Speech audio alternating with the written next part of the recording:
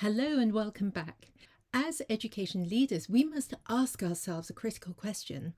Are reading difficulties fixed or fixable?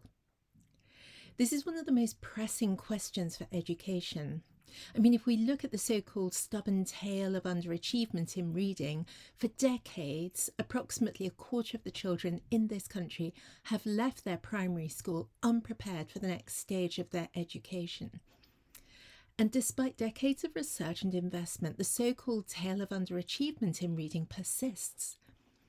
It's really time now to challenge the assumption that these difficulties are inevitable and to explore what it really means to make reading with ease and enjoyment and understanding accessible for every child. The term Matthew effect was coined by Stanovich. He's a leading academic in the field of reading, and he referenced the New Testament with regard to reading difficulties. Thousands of years ago, very few people had access to reading and writing. The privileged few with literacy skills were lawmakers, religious authorities, and civil servants of their time. But even today, lawyers say that the power is in the pen, and that certainly was true for biblical scribes. The original Matthew effect, from the Gospel according to St. Matthew, may have referred to ancient tax laws that left the poor poorer and the rich richer. We should be concerned that this phrase has been applied to a modern-day education system. However, the so-called Matthew effect is referred to by many reading researchers to describe the way that children who are behind in early reading in Key Stage 1 often fall further behind year on year and leave primary school unable to access the curriculum. Another highly respected reading researcher, Charles Perfetti, proposed a bottleneck hypothesis to describe processing difficulties among children with weak reading comprehension. This image conjures up a rigid structure that is either going to break under internal pressure or to continue to block the flow of information. A leading researcher in the field of reading comprehension, Professor Jane Oakhill, referred to three possible scenarios of the so-called bottleneck hypothesis. Firstly, a deficit in decoding at the single word level due to the reader's limited vocabulary. Secondly, a deficit in automaticity of decoding, which consumes the attention or mental space. And thirdly, which is a consequence of the other two, the lack of capacity in the short-term memory for comprehension processes. The implication was that weakness in vocabulary, cognitive processing, or attention would limit comprehension, and furthermore, that the child's lack of background knowledge accounted for poor comprehension scores.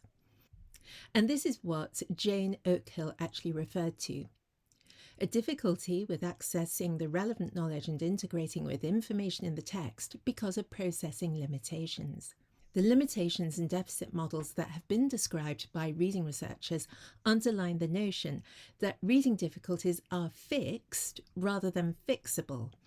Researchers have also isolated specific areas of processing that they think contribute to these fixed deficits. How can this view persist when neuroscience has established that our brains are plastic in the sense that they can learn, unlearn, override, and relearn new processes? This neuroplasticity is as old as evolution itself. Processes of adaptation to changing environments allow us to flex and respond to new conditions as they arise. Reading difficulties must be fixable. We just need more insight, greater understanding, empathy, and of course, inclusive approaches. But one of the most disturbing findings in reading research concerns the research into genes that might be implicated in reading difficulties. If a genetic basis for reading problems has been found, then does this mean that reading difficulties are indeed fixed? Would this mean that the Matthew effect describes a heritable trait? Some people might argue that if it's in the Bible, it must be true. Others might say, if we found the gene, then we do not need to fund research into the quest for the silver bullet, the intervention, the equitable values statement, or the inclusive approaches. Reading difficulties, they might say, are fixed, and we can leave the 25% of pupils comprising the tale of underachievement exactly where it is meant to be. The thing with genes is that they are only switched on, also known as expressed, under particular conditions, and then they function as useful contextualized information for the next few generations. There isn't a gene for reading difficulties, just as there isn't a gene for being good at video games either. However, what we do have is a gene variant that is expressed when certain conditions are met in early childhood, and these do impact executive function and dopamine, which in turn manifest as behaviours that can impede the child's ability to focus upon and perceive fine-grained information. So where does this leave us? Are reading difficulties fixed or fixable? Looking beyond our country to PISA tables correlated with the Gini coefficient, which is a metric used by the World Bank to compare the wealth inequalities of nations, we can see that countries with a wider range between the wealthy and economically disadvantaged also show wider gaps in reading scores. If we do nothing, reading difficulties do remain fixed, as illustrated by the biblical reference to the Matthew effect and the rigidity of the bottleneck hypothesis. If we follow the assumption that we are always learning, responding, and adapting to our environment through neuroplastic processes, then we simply need to enrich the environment for the children who are falling behind. A child's first relationships determine whether they are sensitive to phonemes, the smallest sounds of language. And this sensitivity to phonemes overlaps with sensitivity to rhythm. Both are processed in the same tiny units of sound, taking up tiny milliseconds of time. This finding has been presented as a deficit model, with the timing deficit in dyslexia identified more than 2 decades ago by Usha Goswami. Even Charles Perfetti described asynchronous word processing back in 1985. So rhythmic enrichment of the learning environment for lower-attaining readers is available.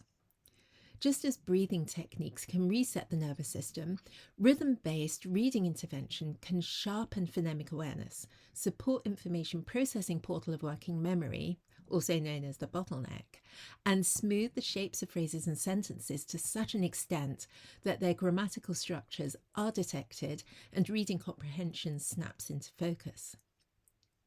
As leaders, we have a choice: to accept the narrative of fixed ability, or to build enriched environments that make the required process in reading possible for every child. Neuroscience shows us that learning is never static, and with the right conditions, every pupil can flourish. So, if you are committed to creating this type of inclusive reading environment, download my free guide to explore how rhythm-based interventions can transform phonemic awareness, then reading fluency, and unlock the curriculum for all learners. Thank you so much for staying with me for this episode, and I really look forward to seeing you next time.